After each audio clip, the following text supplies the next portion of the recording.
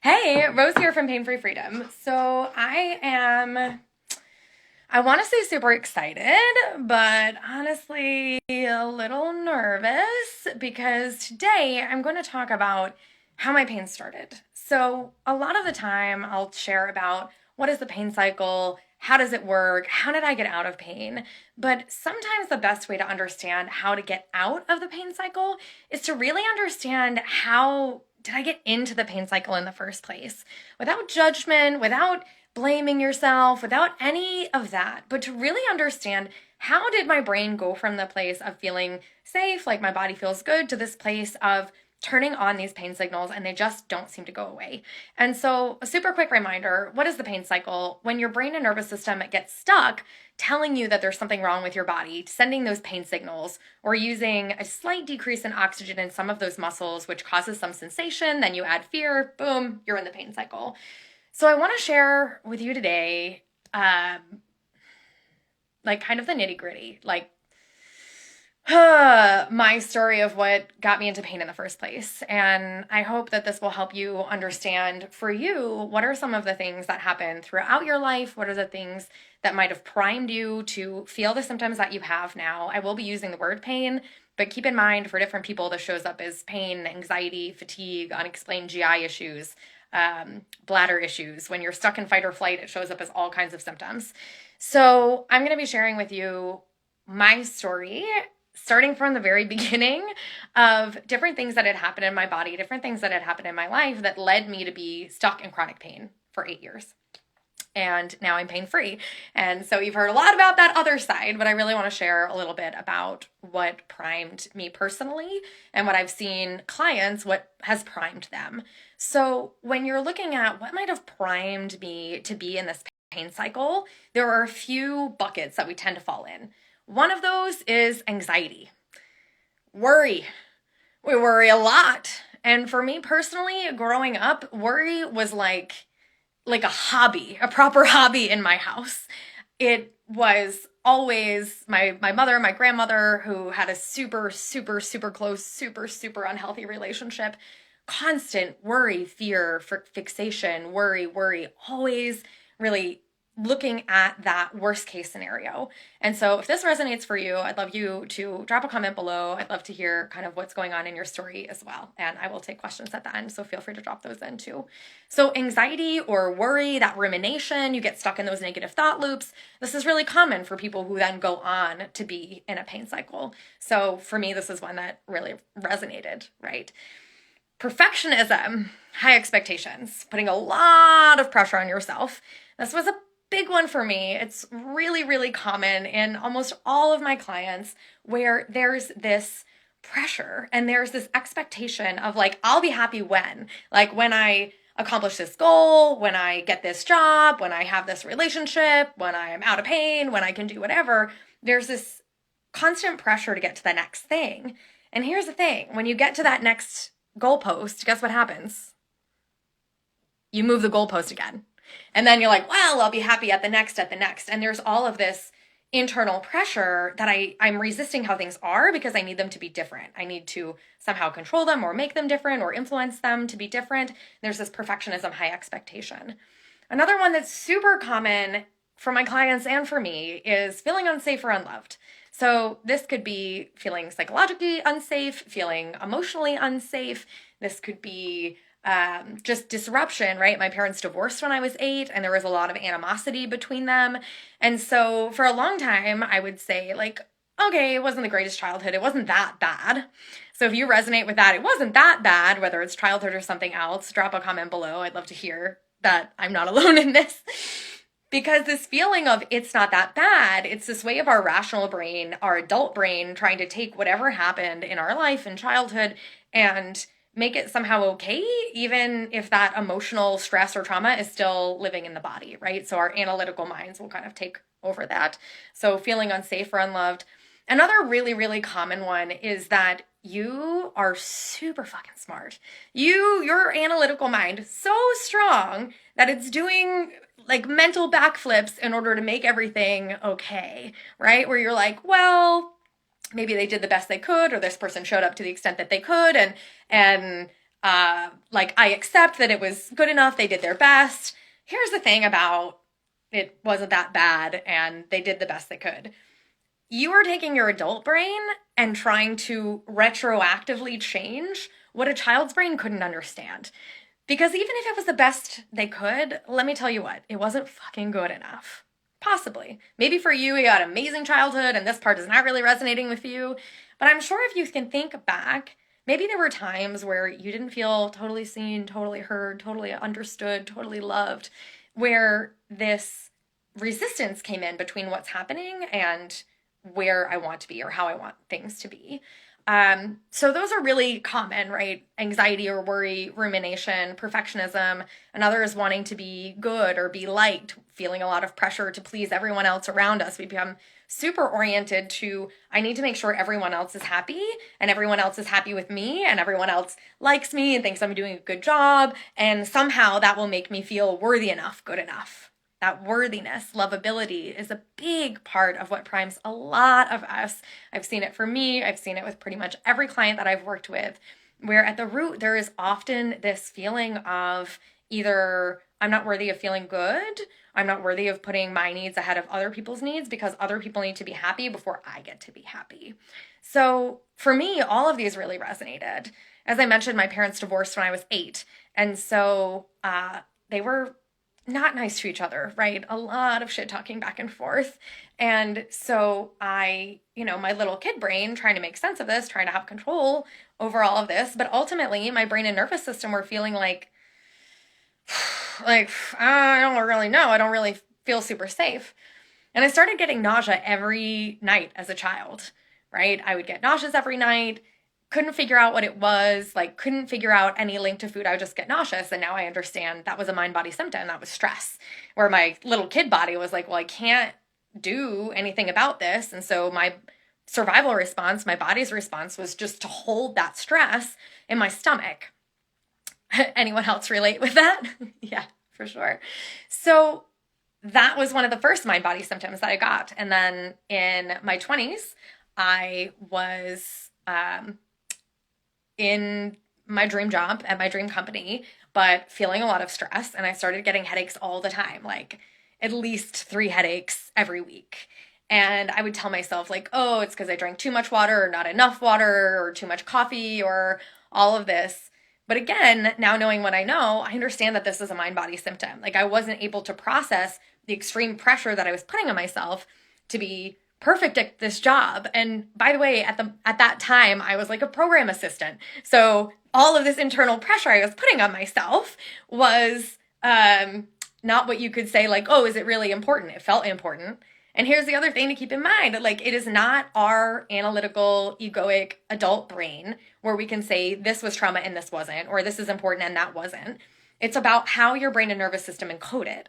So some people listening to this might say, hey, I have big capital T trauma. There was something big that happened to me or that happened to me over a long period of time. And for some people that are here, they're like, it wasn't that bad. It wasn't a capital T trauma. But just because it wasn't trauma, it doesn't mean that your brain didn't encode it as potentially dangerous. So this could be anything from some quite severe trauma to not being picked first for the soccer team because your brain, your kid brain in that moment was like, am I not going to be accepted? Am I going to be rejected? And if you think about this from a survival perspective, our brain and nervous system are designed to keep us alive. They're designed to keep us safe. That social or threat of social ostracism can be interpreted by the brain as, hey, this is like a bear jumping out. So when we're thinking about what are the things that might have contributed to my brain and nervous system becoming predisposed to slipping into a pain cycle where I'm continuing to have symptoms even though my body has physically healed, or maybe I never had an injury, a large part of this is really releasing any idea of judgment, any idea of blame. This is not anything that anyone would do intentionally, but it's understanding what were those moments where my brain and nervous system started to question, am I really safe or not? And so for me, headaches in my 20s. And then my proper chronic pain journey started with knee pain. So at the time I was super active. I was going to the gym 5 times a week. I was doing Zumba all the time. I was lifting weights. I was super rough with my body. And I decided to move abroad. So I was married at the time.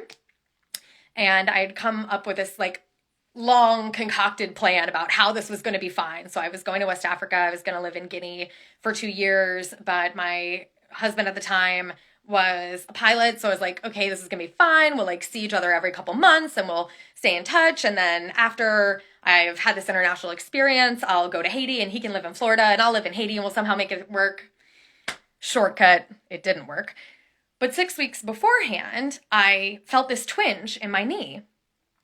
6 weeks before leaving. And at the time, I was thinking about it from a physical perspective. I was thinking like, okay, it's because I'm hard on my body. It's because I'm doing all of this jumping and twisting. I must have twisted it.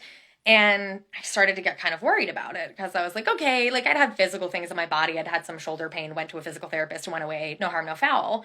But this, it just wasn't going away. And so I went to physical therapists. I went to an orthopedist who was like, well, I don't see anything, but we can scope it if you want. And I was like, well, we can't scope it because I'm going to get on a plane to West Africa in like 3 weeks. So it's fine. I was like, oh, the physical therapy will fix it. And so with my physical therapy exercises, I had a dramatic getting on the plane, right? So like my husband was there. I was carrying one cat. I was sobbing. I had all of my bags and just completely like a hot mess. Still with this pain in my knee. And I was like, all right. And in that moment of emotional overwhelm, I was like, lock it down. Like, you got your cat, you got your bag, you're crying, it's fine, get yourself on the plane. I arrived at that location. There was no furniture in the apartment. So I have this distinct memory of getting there and like sitting on the floor with nothing and letting my cat out. I'd made a litter box out of like a cereal box and just sobbing and being like, this is not okay, right? So needless to say, all of that emotional pain that was there, I didn't know what to do with it, right? No one teaches you what to do with it. And so I kept having this knee pain. And I was like, okay, at first I did the physical therapy every day. And no matter what I did, it just wouldn't go away. And I was like, okay, whatever, I'll like figure it out when I go back to the US. And in the meantime, I reduced my movement more and more because it hurt to run. So I stopped running. It hurt to walk a long way. So I wouldn't walk very much. And started reducing my movement more and more and more to try to avoid making the pain worse. And really, it was just my life that was getting smaller and smaller. So I came back to the US briefly. At that time, I had a lot of uncertainty about if I was going back to this country, if I was going to a different country, if I was going to stay in the US. There was a lot up in the air. And I was dating someone at the time. All of my pain comes from heartbreak, as you'll find. So, so I had gotten back to the US and my knee was still hurting. And I was like, all right, Rose, we're fixing this knee. We're going to do it now. I'm doing my physical therapy. And so every day for like 5 days, I did my physical therapy for an hour. I was like, planking and doing all of this stuff. I was like, I'm going to make it strong. I'm going to fix it because, you know, my body is physically broken in some way, which PS is not. But I was going to try to fix it. And the person that I had been seeing broke up with me on the phone. And I remember, again, just sinking to the floor, sobbing. And in that physical therapy, I wanted to do more physical exercise. So I got on a recumbent bicycle. So for many years, this is what I understood as my back injury, the recumbent bicycle. That was stationary, by the way. Spent 40 minutes on the recumbent bicycle. I felt like tired in my low back, but nothing dramatic. And I went to bed and I woke up the next morning and it felt like someone had stabbed a knife in my SI joint. Extreme amount of pain, couldn't walk a block, was convinced that I had seriously injured myself. And then that really started my proper chronic pain journey where I was like, okay, something's really wrong. I have to fix it. And I tried everything. I went to a chiropractor. It felt a tiny bit better and then a lot worse. I couldn't carry a purse. I couldn't sit in a chair. And my life became around managing this pain, like what I could do, what I couldn't do, and trying to modify my behavior enough that I was going to resolve the pain because I thought my body was broken. And in the first couple years, a friend of mine basically told me like, hey, maybe it's your brain. Like, maybe your body is okay. I was so angry. I was livid. I just felt completely dismissed. And I was like, no, it's real. Like, the pain is real. And so I turned away from that. And for another 2 years, like PT, pelvic floor PT, acupuncture, prolotherapy injections, PRP, platelet enriched plasma injections, alignment, insoles in my shoes, meditation, like everything. I kept trying and trying to fix my body because I knew, which is a big lie, I knew that my body was broken. And after a certain point, I just came to this place where I was like, I've tried it all. Like, if there was something that was going to fix it, I would have found it by now. And so I really tried to accept that this is my life. Like, I was never going to hike. I was never going to sit in a normal chair. I would like walk around my office with a huge exercise ball because I just couldn't sit on a chair. It'd make my back flare. Still had some knee pain off and on, but my back every single moment of every single fucking day for 6.5 years in the same spot, by the way. So I was convinced that my body was broken. And for me, everything changed one day when I was on Instagram. So I had been living overseas in Niger, and because of security concerns there in my work, I was not able to be on social media. So I'd like shut everything down. So I got back to the US and I was like, so America, what's up? Because of COVID. And so I got on social media and I saw this post talking about curing chronic pain. And I thought, that's bullshit, because if there was a cure for chronic pain, I would have found it. But for whatever reason, I was like, okay, let me just click on it. You know, you never know.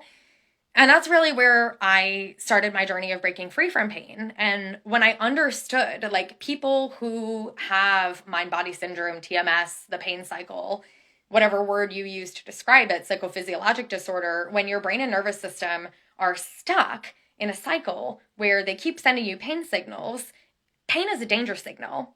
And so as I was pushing myself, pushing my limits and past my limits for years and years and years, I mean, in Niger, in West Africa where I lived, I would get up, go to work, come back home for lunch for 20 minutes so I could lay down on a heating pad, go back to work, and then come home and lay immediately down on a heating pad. So pushing my body, like pushing my mind, my body, and my spirit.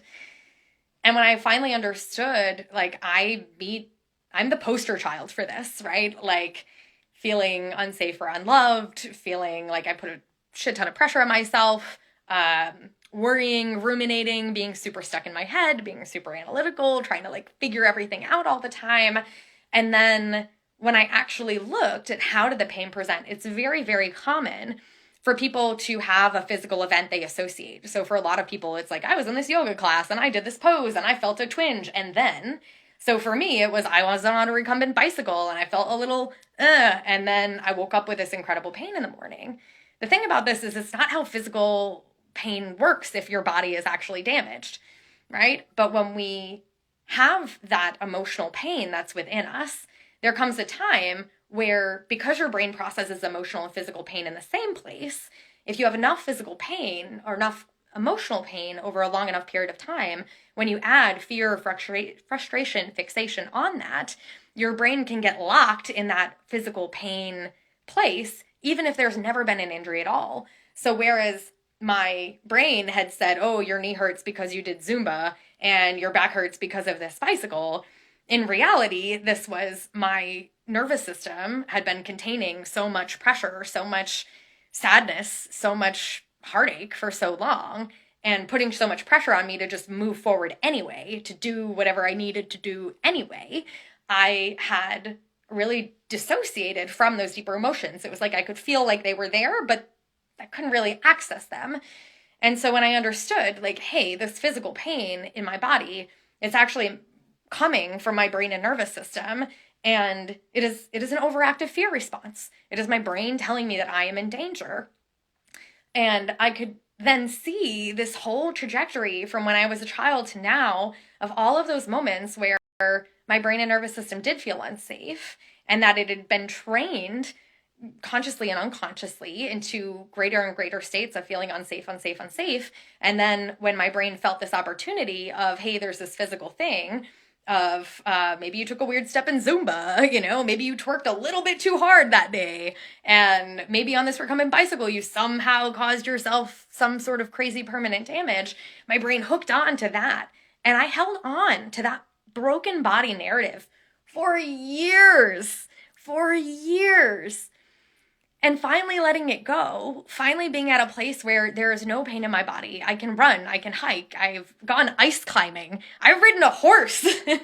Like all of these things that I thought I would never, ever be able to do. Being able to do them, being on the other side of that it feels impossible, right? It feels, and if you're listening to this, you're probably on the other side being like, I don't know if it's really possible for me. So that's why I wanted to jump on and really share the deep nitty-gritty about how I got in pain and how I ultimately found my way out. And once I found my way out, I decided that that was going to be my mission. I trained as a practitioner so that I could help other people who are in the same place of feeling like, hey, my body's broken, it's going to be broken forever, to realizing your body's not broken, your body is fine. It's your brain and nervous system that are stuck in this pain loop. And with the tools and techniques, you can change that. So some of those tools are pain reprocessing techniques, to be able to change how your brain interprets those signals, interprets that stress, so it stops turning on the pain switch when that is not the right switch. It's like an overactive fire alarm that keeps getting triggered. Then I also do a lot of work with clients and did a lot of work myself with the somatic piece, being able to access the deep wisdom in your body, to be able to access what is it that my body is holding? What is it that maybe I'm not feeling safe to feel? So those emotions come up and then my body is holding them as physical pain. And so for me, both times it was around fear of loss. It was around fear of a relationship ending or a relationship ending. And my brain felt that that was so dangerous, it warranted a high level of danger, which the only way that my body could tell me that was in physical pain, because I wasn't listening to my body. I didn't care what she had to say. I was going to do whatever I was going to do anyway. And so now I have the opportunity to work with others, such as yourselves, to be able to unwind that, to break free from that pattern of the fear, frustration, fixation, feeling like the body is broken, to knowing, hey, my body is okay, and reprocessing my emotions and expressing them in a way where when I do have big emotions, I know exactly what to do with them. And do I do it perfectly every time? No. Am I still a human? Yeah. Do I sometimes have negative looping thoughts? I do. But it's not the same, because I realize that that experience is not me. I am not those thoughts. And as you're able to change your thoughts, change how you are in your nervous system, change how you interact with your mind, your body, your spirit, your emotions, you can actually turn those pain signals off. And so that's where I am today.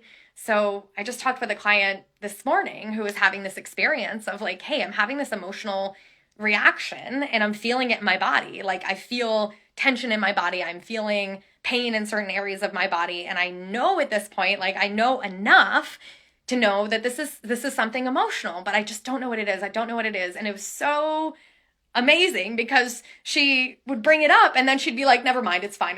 I'm like, it's obviously not fine. Let's get to the bottom of it. And through that conversation, through that coaching, we found that at the root of it was this, I'm afraid they're not going to like me. I'm afraid they're judging me. I'm afraid that I'm not good enough or they don't see my goodness. And as soon as she had that realization, she put both hands up in the air and she's like, that's what it is. Like, I'm free, because I know that that's not true.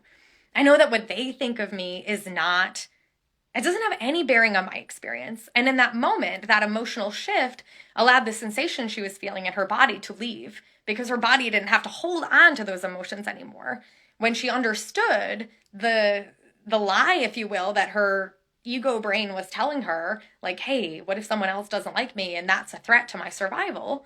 If she was able to shift that, she was able to actually make the sensations in her body go away. So this is the beauty of this work, right? As we unpack what's happening emotionally, we change the symptoms that are in our bodies. And everyone comes to me because they want to get out of physical pain. And yes, we're going to get out of physical pain. Your body is fine, and together we will get you there. If it's a mix of emotional reprocessing, somatic work, inner child work, higher self work, meditation, whatever it is that you specifically need, we will get you there. But the real switch is you knowing that, hey, I am worthy of feeling good. I am worthy of investing time and energy in myself. And I know that I can do this. I have the power to change where I am in my brain and nervous system. And this is going to change everything in your life. It's not just about taking a magic pill and getting out of pain. It's recreating your power, stepping into your power, knowing that you have the power to change your mind, to change how you're feeling in your body, to change how you show up in relationships, because all of these things are what is contributing to your brain being locked in that pain pattern, right? Those perceived threats. And so as you change how you show up in the world, it is a full transformation in your life. It's not just about the pain. Yeah, the pain will go away, but there's so many other beautiful gifts that will come along with it. So that is a bit about my story. I'd love to answer any questions that you have. So I'm just going to scroll up to see what questions you guys have. And if you have not yet checked it out, I suggest that you check out the link in my bio now. I put up some new free resources there. There's a free 5-day mini course.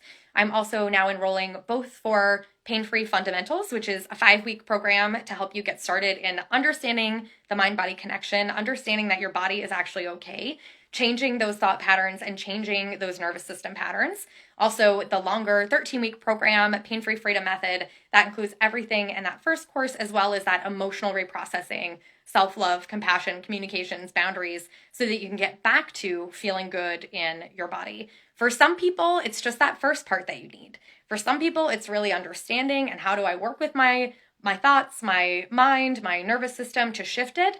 For others, there's also this big emotional component. So go ahead and check that out. There's also a free quiz there to get to the root of what it might be causing you to stay in that pain cycle. And whatever questions you have, feel free to reach out, send me a DM.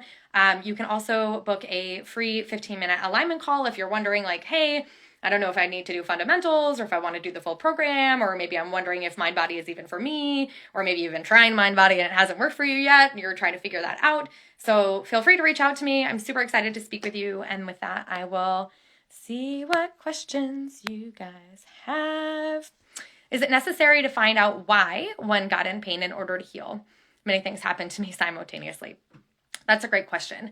So the short answer is no. You don't have to know exactly what caused the pain cycle, as long as you are in that place of knowing like, hey, these symptoms are related to my brain and nervous system. Nothing is wrong in my body. For some people, it feels like this open loop, like trauma or stress can create an open loop where your brain keeps going back to it, trying to like figure it out, right? So if you're having that, then it can be helpful to have that sort of narrative analytical experience of what were those factors that contributed to me being in this pain cycle. You don't necessarily need to know. And for pretty much everyone, it's very rare that there's just one thing. For a lot of people, it's a lot of complex things over time. So you don't need to say, hey, these 5 things happened to me, which was the one that caused the symptoms. You can say, hey, all of these things contributed in some way to my brain and nervous system feeling unsafe. Now, from this place of knowledge, this place of knowing that my body is okay, I'm going to do that emotional and nervous system work to be able to get back to feeling good in my body.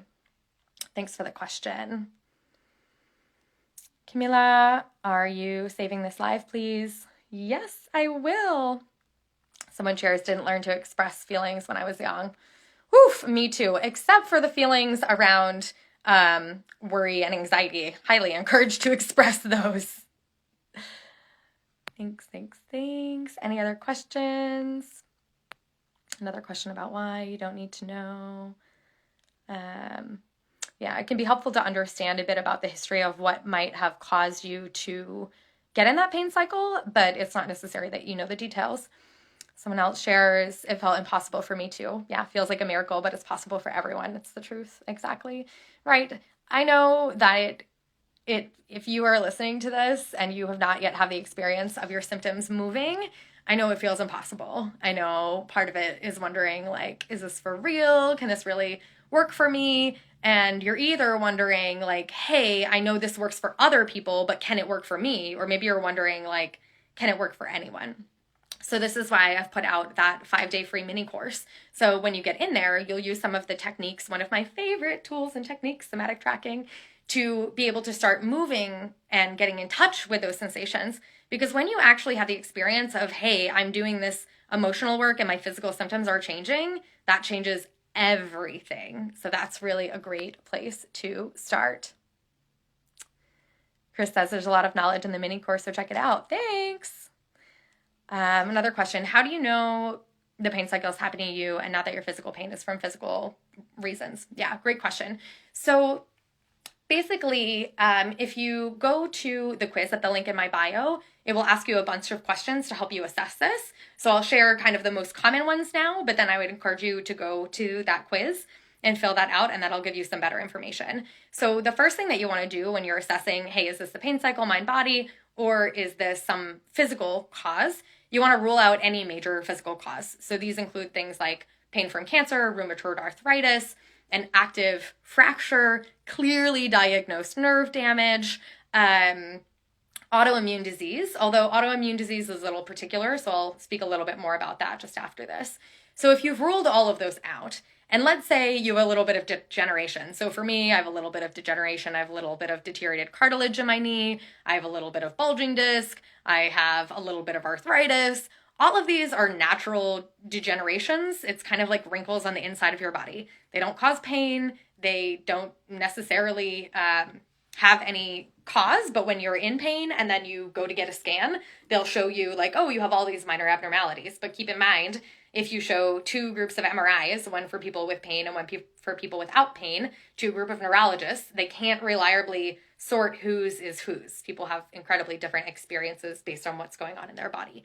So once you've ruled out those physical causes, you want to look at how does your pain or your symptoms behave. So the most common ones to kind of figure out, hey, this is the pain cycle, it's not something physical, you'll notice that it's worse with stress. It's worse depending on the time of day. Maybe it's a little bit better or maybe goes away when you're distracted or doing something joyful. My favorite one, because it was the most true for me, none of the others were, by the way, I only had just this one little criteria to know. The pain was worse the day after a physical activity instead of during the physical activity itself. This tells you that it is a nervous system conditioned response. So you'll start to notice those sorts of inconsistencies. There's about 30 criteria. So if you go to the quiz, it'll tell you all of those. And all you need to do is be able to rule out what is a major structural cause. Once you've done that, you rule in the pain cycle basically by identifying any places where the pain behaves from that nervous system conditioned response as opposed to being a physical broken thing in your body. So check out that quiz.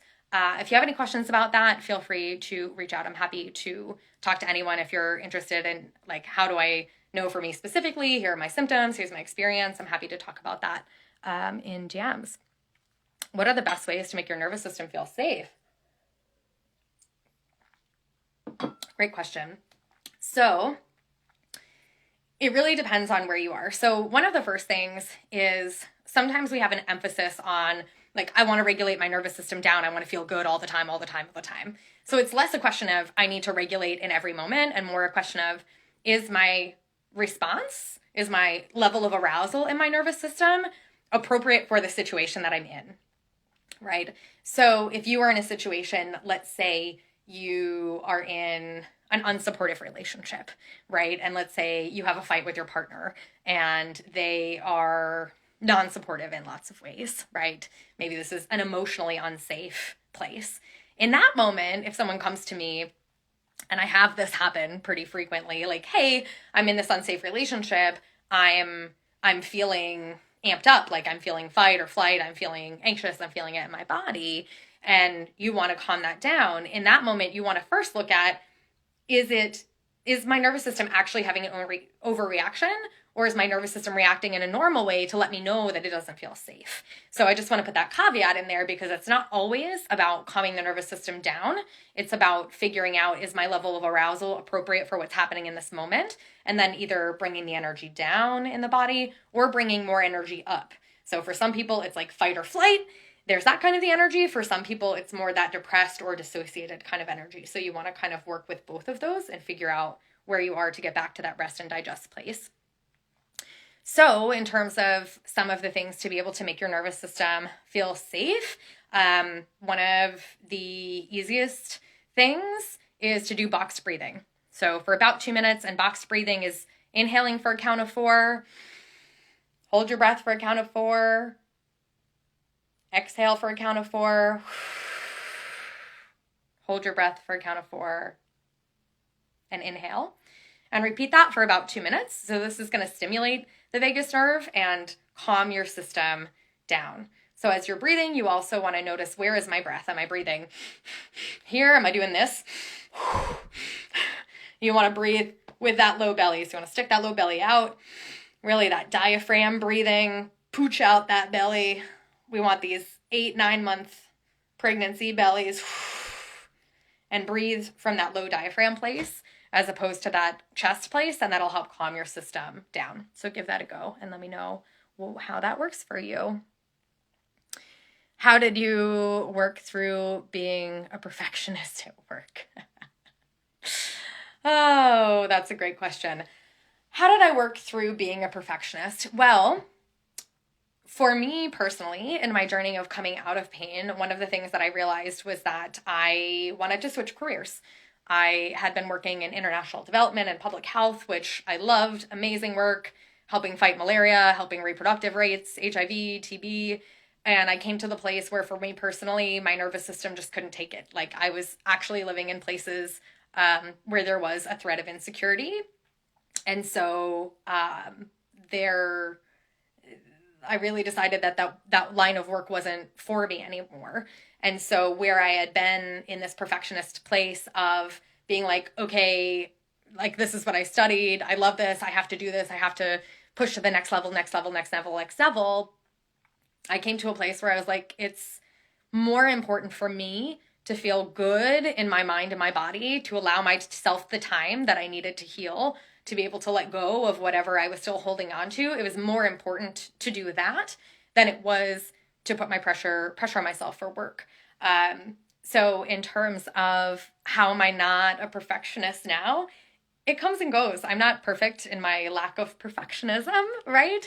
So my passion, the thing that sparks me, is helping others, right? It has always been my passion. And so to help others really come to a place where they can break free from pain, I love it. It is the thing that is most exciting, to have a conversation with someone and have them in a month or two go from, yeah, I think this is it, I've tried these things, I've tried everything, nothing's worked, to being able to go on a run again, right? Being able to hike again, being able to play basketball again. Like, it's elation. It is what I'm most passionate about. And to be honest, I put a lot of pressure on myself about this, because this is my business. It is my passion to help others get on the other side. And so sometimes I beat myself up about it. I spent a lot of time in Canva, like, oh, these colors, those colors, about the messaging. Am I going to offend anyone? Like, how do I communicate this in a way where I can connect with people, for you to know that you can do this too? I am not special. I am not unique. It is not, I get out of pain because I'm some sort of magical being, right? You can do this too. People get out of pain all of the time. And sometimes I put a lot of pressure on myself about that. And it's less about how have I stopped being a perfectionist, and more about how do I notice when it's happening and let that thought go.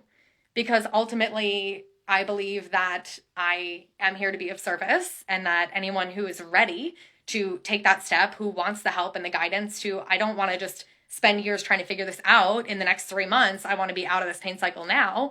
For people who are ready for that, I am ready for them, and I am doing my best to communicate around that. And sometimes I'm really great at letting go of the reins, letting go of the reins, and just being like, okay, it is what it is. And sometimes I wrap myself around the axle, and in those moments, just noticing like, hey, okay, I'm having this old thought pattern about like, I have to make it perfect, and realizing that I'm never going to make it perfect, because I'm a human, number one. And number two, there's no perfection in anything. Like, as long as we live, we are growing, we are evolving, we are on this journey. So at no point are we going to be done. So anytime that I'm putting pressure on myself, like, oh, I have to do it perfectly, realizing that perfection is the lowest standard because no one can ever possibly meet it. So it's less about not ever putting pressure on myself or not ever wanting myself to be perfect. Yeah, I have those thoughts, but it's how I work through those thoughts when they come up to release them and to come back to that knowing of like, I am good, I am worthy, I am fucking great at what I do, and anyone who's ready to do it, I will communicate in a way that allows that process to happen, and the rest is, for the universe to sort out. Does that answer your question? Perfectionism. All right. Any other questions? One more question about enrollment for that fundamentals program. So the enrollment for both of my programs at the moment is rolling. So whenever you are ready to start, we will start that process. And all of the details about the investment, all of the things that are covered within that are at the link in my bio. So you can get all the details about any of those programs.